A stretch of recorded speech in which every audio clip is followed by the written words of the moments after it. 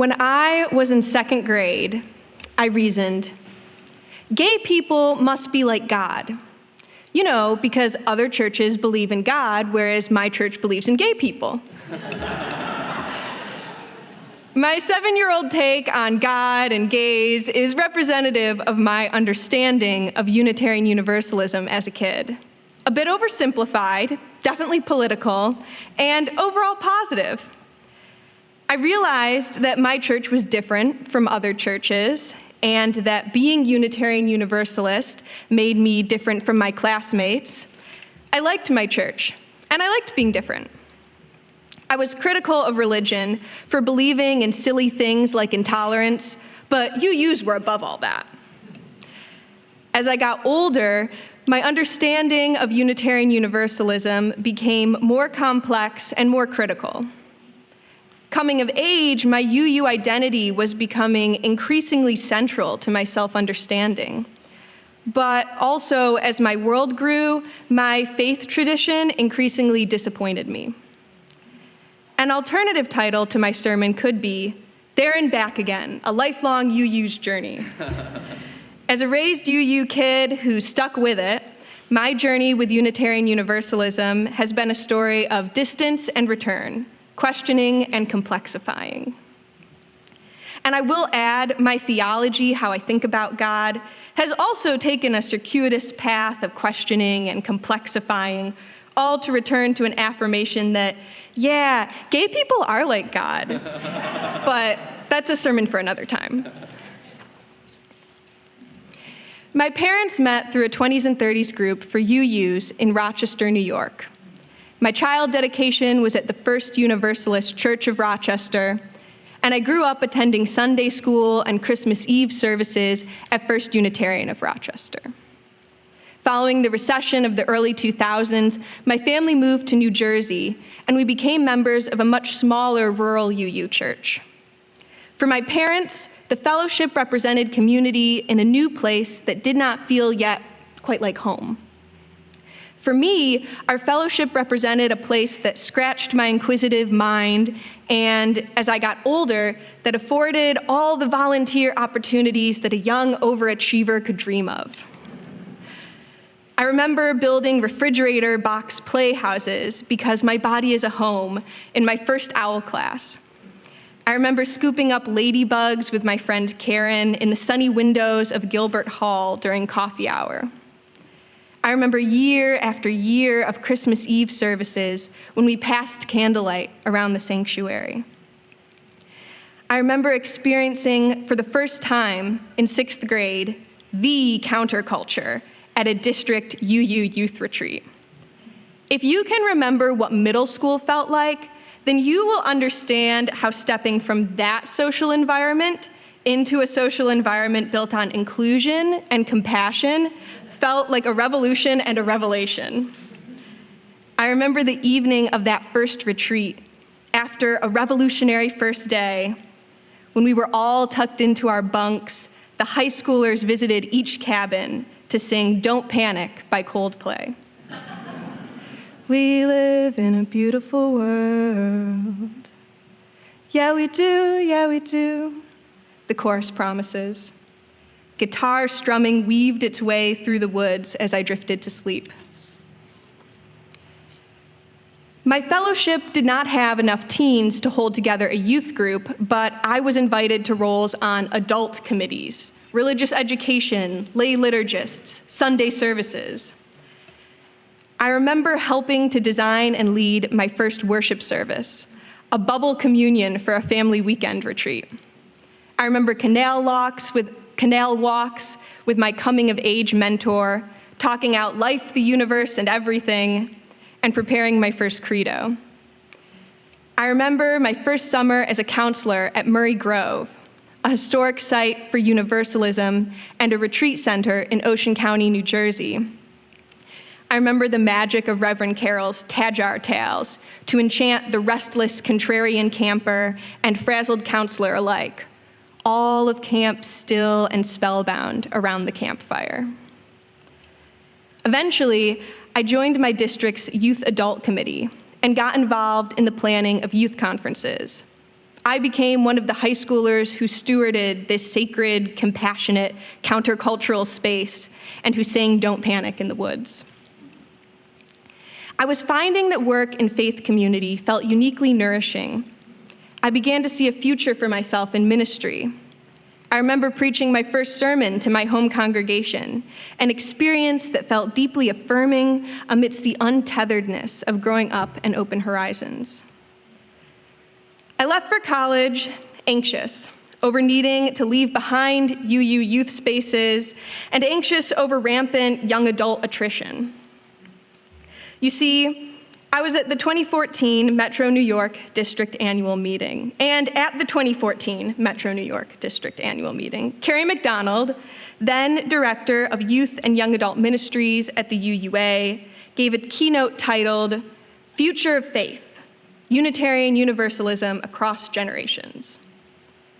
Carrie, a millennial himself, really focused on trends in religious participation among millennials and especially among millennial UUs.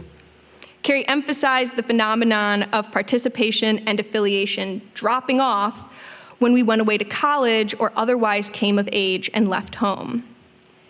In Unitarian Universalism, we call this transition bridging, and many congregations honor their youth's transitions into young adulthood with a bridging ceremony. However, the bridging ceremony came about because there was a recognized pattern of passionate UU youth seemingly dropping off a cliff the moment they graduated from youth programs. I found Carrie's keynote impactful, and it wasn't news to me that we had a youth falling off a cliff problem.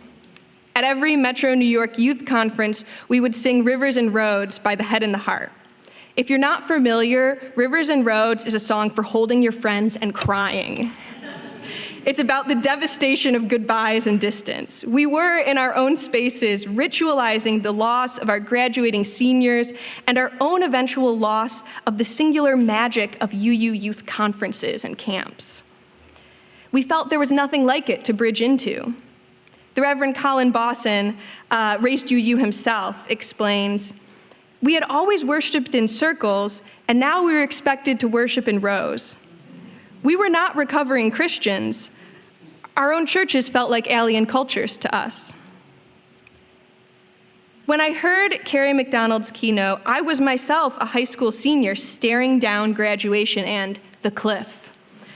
I reflected out loud, someone should really study what happens with youth after bridging. And I was told, yeah, you should. And so, that summer, I passed around a clipboard at the General Assembly Synergy Bridging Service, collecting 50-odd names and emails. I entered college with a 4-year plan to survey my peers and study our changing relationships with Unitarian Universalism post-bridging. I was on Zoom before it was cool, participating in UUA think tanks and task forces to address our struggles to reach and support UUs my age. I teamed up with a couple fellow freshmen to start the first UU campus ministry at our small college, and I poured inordinate time into our tiny club, almost treating it like a second job, which I justified because it was career relevant after all.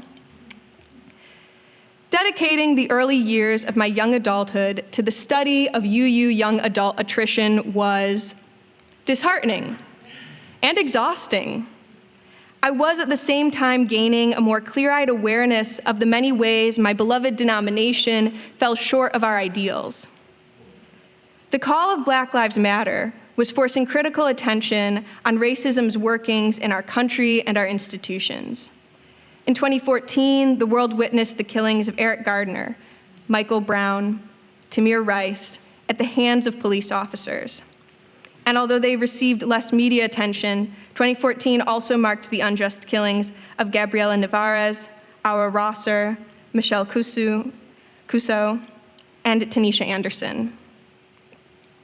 The theme of the 2015 General Assembly was building a new way, and the Assembly had a loud focus on anti-racism.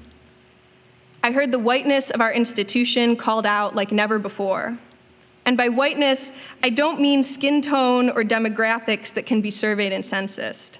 I mean whiteness as defined by Professor Stephanie Power Carter, whiteness as, quote, a hegemonic system that perpetuates certain dominant ideologies about who receives privilege and power. With a prophetic, unflinching love, speakers criticized Unitarian Universalists for our complacency and complicity with multiple oppressions. 2 years later, in 2017, UUA President Peter Morales resigned amid criticism of UUA hiring practices and their reflection of systemic and internalized white bias. I was at the same time advancing in my education and gaining a more global perspective on US history. Famous Unitarians' powerful role in the framing of our Constitution and laying the bedrock of our nation, once a source of uncomplicated pride, were no longer ancestors I wholeheartedly wanted to claim.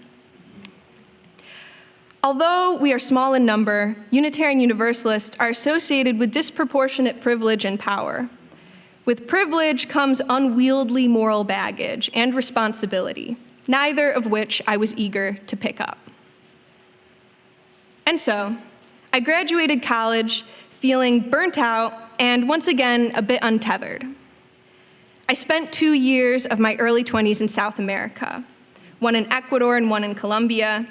These experiences, among other things, granted me distance from our faith community and perspective upon return. I highly recommend going to Medellin, Colombia, also known as the City of Eternal Spring, if you're feeling untethered. At least you'll be lost in a beautiful sunny place.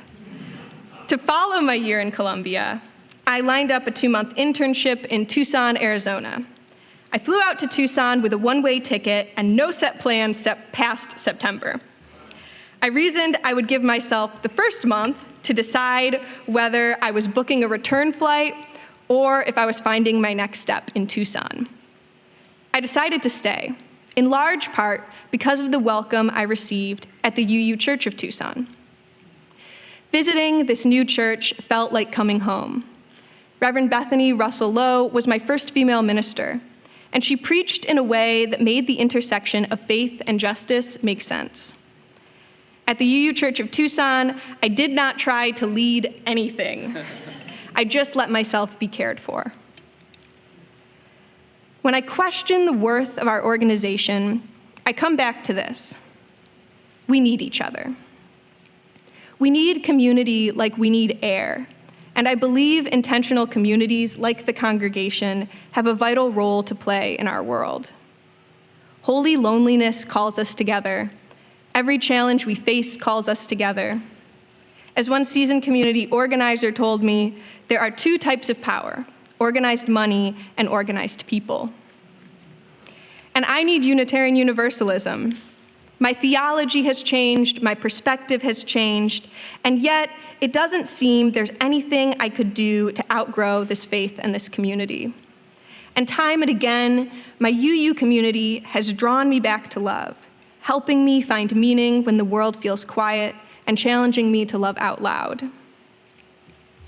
Reviewing 4 years of data to analyze the post-bridging paths of my peers, the trends were unsurprising. My peers were, on the whole, drastically less connected with our faith and in many ways troubled by the denomination that had raised them. But in reviewing the data, I also had to recognize my own story as a case study in successful bridging.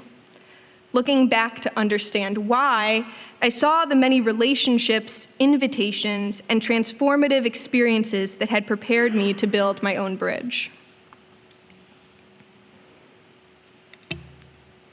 And looking back, the times I've taken the most pivotal steps out of my way to learn or to raise my voice to an injustice that didn't apparently concern me, I was spurred to do so by my faith community.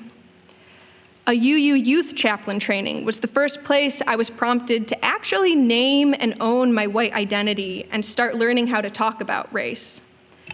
At the 2014 Metro New York District Annual Meeting, I also attended a workshop on environmental justice.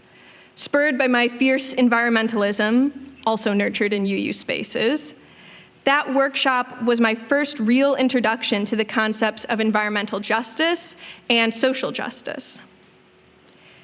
That 2015 General Assembly, with the very clear and repeated call for white people to step up and engage in racial justice work, prompted me to cross the quad at our student activities fair the following fall to introduce myself to the president of Umoja, our school's African American Student Alliance.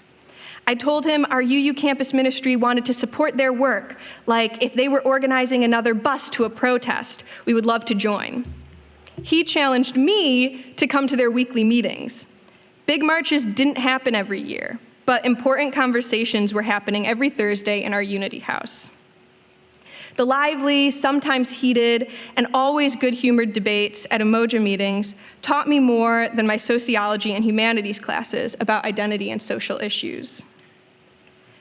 When my hometown state correctional facility gained national attention for its abusive practices towards women, it was involvement in my state's UU State Action Network that empowered me to get involved in organizing to support the rallies being planned by formerly incarcerated community members. When I put out the call, UUs from my home congregation showed up. Unitarian Universalism, for all its flaws and yet unfulfilled dreams, has been an important part of my history, of my formation, and I want to be a part of this faith's future.